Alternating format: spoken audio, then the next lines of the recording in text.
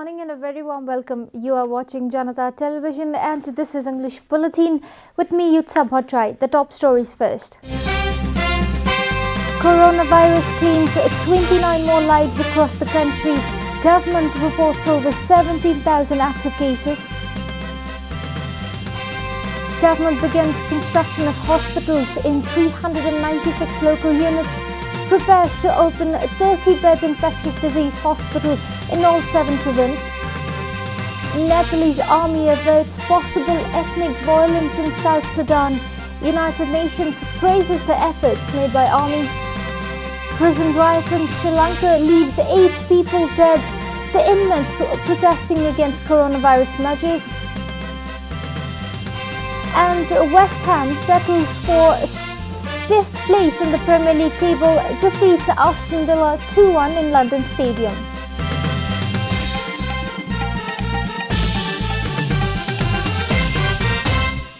And now the news in detail. The government yesterday confirmed 1,474 new cases of coronavirus across the country. Following the latest round of tests, the total cases of coronavirus in the country has climbed to 233,452, while the number of active cases currently stands at 17,423. According to the Ministry of Health and Population, altogether 214,521 infected persons have recovered from the disease in the country so far. The death toll from coronavirus has climbed to 1,580 across the country, with the confirmation of 29 new casualties yesterday. Nepal is currently among the top 37 countries that have been most affected by the pandemic. The US is most affected country with 13.9 million cases, followed by India with 9.4 million cases. Meanwhile, the government yesterday laid the foundation stone to construct basic hospitals in 396 local levels across the country. With the objective of accessible and affordable health service in local levels, the government at once laid down the foundation stone to build hospitals in 396 areas yesterday. The Ministry of Health and Population has decided to build 5 to 15 bed hospital buildings in local levels that lack basic health service. Finance Minister Vishnu Prasad Paudel laid the foundation stone for Vajrabarahi Chapagaon Hospital at Godavari Municipality to kickstart the government program. Speaking to the press after laying the foundation stone, Minister Paudel informed the foundation stone has been laid for 5 beds, 10 beds and 15 beds hospital in local levels throughout the country. Similarly, the construction of a 50-bed infectious disease hospital in all 7 provinces is also set to begin at once. Minister Paudel informed that the Ministry of Finance has secured 57.97 billion for the construction of 396 basic hospitals at all local levels. In other news, a Nepalese army contingent deployed in the South Sudan for peacekeeping mission has foiled a possible ethnic violence in the war-torn nation.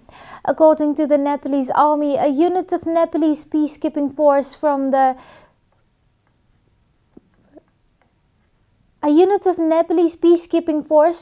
averted a possible clash between 2 clans in the Kiwet area.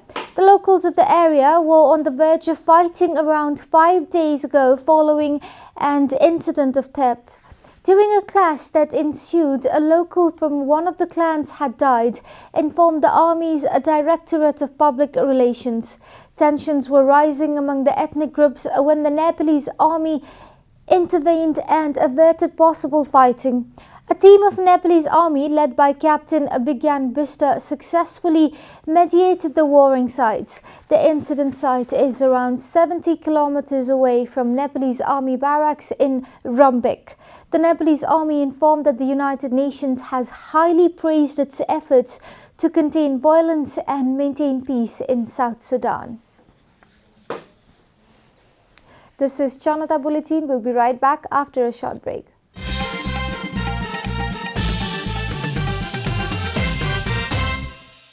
Welcome back after the break. We continue with other national news. The government has set up an advertisement board for the first time in order to frame policies and regulate the overall advertisement structure in Nepali media. The Ministry of Communication and Information Technology has appointed Mahendra Bahadur Sherchan, Chief of Rajdhani Daily Publication, journalist Shubhankar Karel, Balram Thapa, Chandra Neopane and Bandana Danwar as board members. The tenure of the board members has been fixed for 4 years. Minister Parbat Gurung provided letter of appointment to all members amidst a program organized yesterday at the Communication Ministry. Joint Secretaries from Home Affairs, Industry, Commerce and Supply and Communication Ministry will also be appointed as board members. Police have arrested a person involved in hacking the system of Agriculture Development Bank after more than a year since the incident took place. The Metropolitan Police Crime Division said that they arrested the Nepali agent of the foreign hackers from a Swayambhu area recently. The arrested person has been identified as a 31-year-old Khamba Ghale of Ruby Valley, Dhading. Ghale was accused of hacking the system of ADB at the head office and the New Road branch and transferring money to the accounts of various individuals. He was on the run ever since police uncovered the plot. Police say Ghale transferred rupees 4.9 million to the bank account of Sunita Shrestha on September 24 last year. He had withdrawn rupees 950,000 from the account without the knowledge of the account holder. Upon suspicion, the authorities later found that Ghale had been using the accounts of other customers without any authorization. He was also found involved in various such incidents. Investigations revealed that Ghale's group had transferred a total of rupees 448 million in similar way without being noticed. And now the news from Economic Front.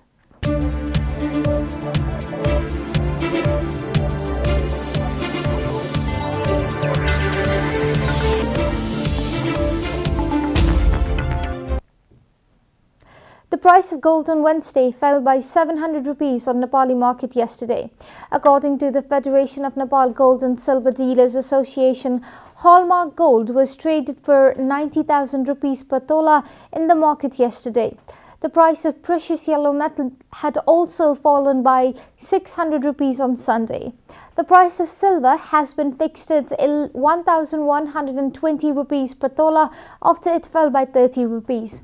The Federation informed gold is being traded for $1,767 per ounce in the international market. We'll be taking a short break here at Janata Bulletin. Stay tuned for international and sports news.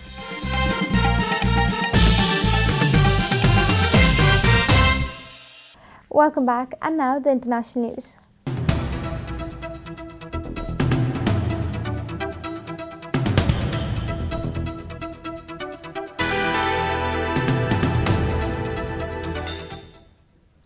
At least 8 prisoners were killed and more than 50 injured in clashes with guards at the Sri Lankan prison, Reuters reported. The news agency said that the incident occurred as authorities tried to quell a protest over rising coronavirus infections in the country's crowded jails. According to Reuters, Sri Lanka has witnessed an upsurge in coronavirus cases in the past month. Over-congested prisons across the country have reported thousands of fresh infections. Inmates have staged protests in recent weeks demanding an increase in coronavirus testing and new isolation facilities for infected prisoners. The latest clash at Mahara prison, situated on the outskirts of the capital Colombo, started on Sunday when some inmates protested against prisoners infected by the COVID-19 virus being transferred from the other facilities to Mahara. A majority of prisoners injured in the Mahara jail clashes were in critical condition, said Shelton Pereira, director of the Ragama Hospital, where inmates from prison were undergoing treatment. The Johns Hopkins University's latest data on Sri Lanka says the country has had 22,988 coronavirus cases and 109 deaths. Iran's defense minister yesterday vowed to double spending on the nuclear research organization once headed by Mohsen Fakhrizadeh. According to the Telegraph, the minister made such remarks during the funeral for the assassinated scientist described as Iran's nuclear weapon guru. Amir Hatami also promised to find and punish those responsible for the killing, saying, "We chase criminals until the end." Western intelligence believed that the slain scientist researched into the feasibility of building an atomic bomb until they assessed the program to have ended in 2003. Iran insists its nuclear research is for peaceful purpose. You are watching Janata Bulletin, and now the latest from the world of sports.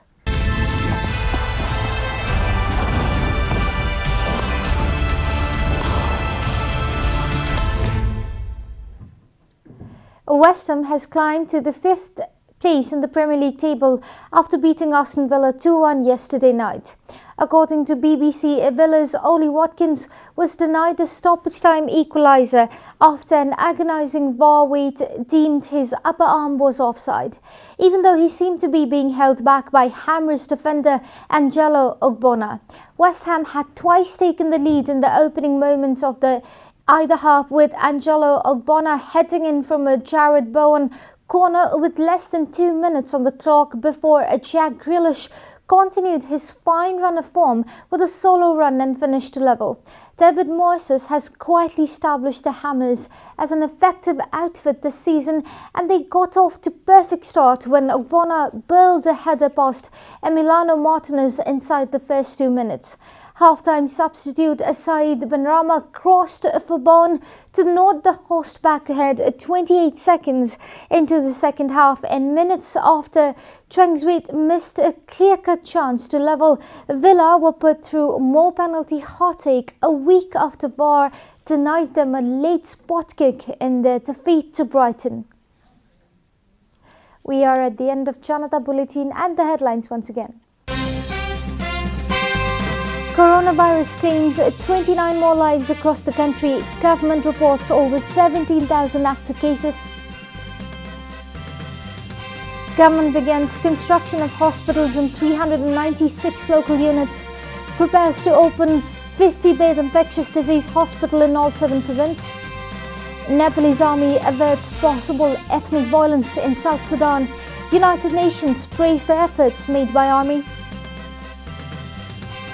Prison riot in Sri Lanka leaves 8 people dead. The inmates reportedly were protesting against coronavirus measures.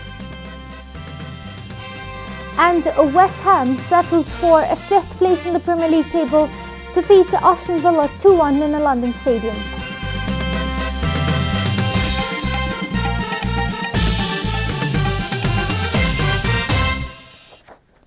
And that's all from the English News Desk for today. You can follow Janata Television and our programs on various social media platforms, including on our website at janatasamachar.com.